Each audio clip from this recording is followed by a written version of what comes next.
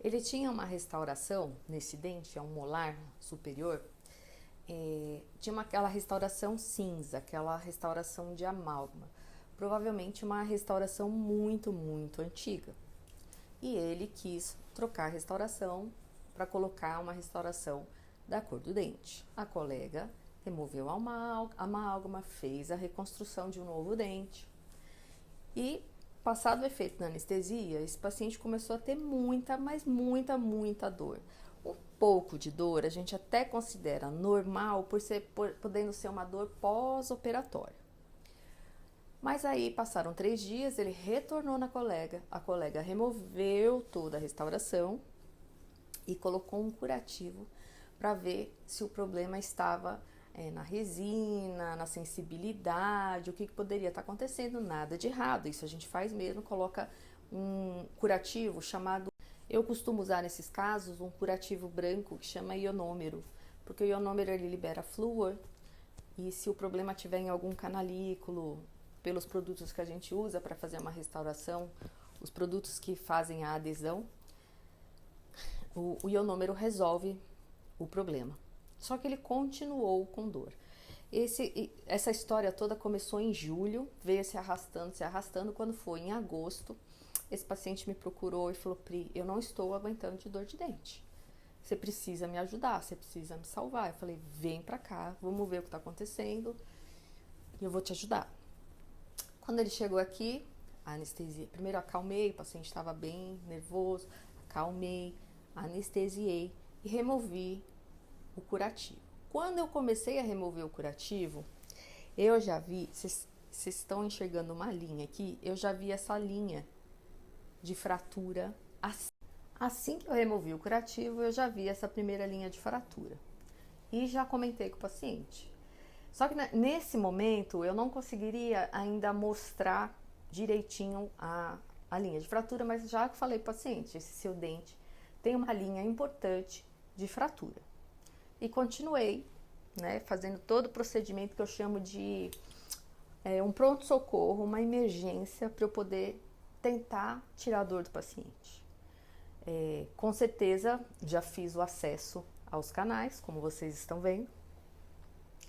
E 2 desses canais, esses 2 que estão mais para dentro, já estavam mortos. Priscila, como assim morto? O que isso quer dizer? Estava em processo de necrose. Foi contaminado, imagina uma carne fechada, contaminada, e deu no que deu. Os canais, né, que são a polpa que a gente tem no dente, é a única parte viva do nosso dente, que tem a parte nervosa, por isso que a gente sente dor, sente às vezes o frio, o quente, né, que dá a sensibilidade de todo o dente. Só que eu não sei há quanto tempo já existia essa fratura e quanto tempo esses canais foram contaminados. Eu sei que a hora que eu abri, existe um cheiro característico de polpa morta, como se liberasse um gás, né, e eu creio que deve ser um alívio maravilhoso paciente nessa hora. Então eu abri, fiz todos os primeiros socorros, coloquei medicação, deixei um curativo fácil, porque caso doesse, o paciente conseguiria tirar, porque pode produzir mais gás depois que a gente mexe e o paciente tem dor, então tem que deixar extravasar por algum lugar. Aí eu entrei com bastante medicação, com antibiótico, com anti-inflamatório, analgésico, um analgésico potente, caso o paciente tivesse alguma dor importante, e já agendei com o Dr. Marcos, que é quem faz a endodontia para mim. Quando o Dr. Marcos viu essa linha de fratura, viu tudo, a gente sempre tem que explicar ao paciente a possibilidade do que possa acontecer. A gente fez essa fotografia, né, da fratura, né? E mostramos para o paciente qual era a real situação. Num espelhinho eu não ia conseguir mostrar isso, né? Então a câmera realmente veio agregar muito ao tratamento. Então o Dr. Marcos fez o tratamento de canal, não deu para ser em sessão única, foram em 2 sessões. E depois esse paciente retornou para mim, para eu fazer a restauração, para fazer a reconstrução desse dente. Eu optei em fazer a reconstrução com resina composta mesmo. Não moldei para mandar para laboratório, nada disso. Só que eu usei um material chamado Rebond no sentido contrário dessa fratura. Então a fratura estava assim, o Rebond veio aqui e veio aqui. Esse Rebond, ele dá uma fortalecida, ele deixa o dente com uma resistência um pouco maior, porque a gente disse ao paciente que existe a possibilidade no futuro ele perder esse dente, mas a gente tem que fazer tudo o que a gente pode para manter o dente em boca. Foi isso que eu fiz. Coloquei o Rebond, restaurei, estamos, a gente fala aqui, preservando, acompanhando. Daqui a um tempo a gente faz uma radiografia, uma tomografia dessa região e vê se está tudo ok.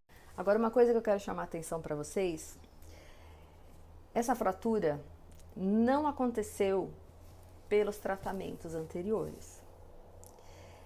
Essa fratura aconteceu por uma coisa que eu amo de paixão, que eu tento divulgar o máximo que eu posso, é uma área da minha expertise, é uma área da minha segunda especialização, que é a parte de DTM, dor orofacial e bruxismo.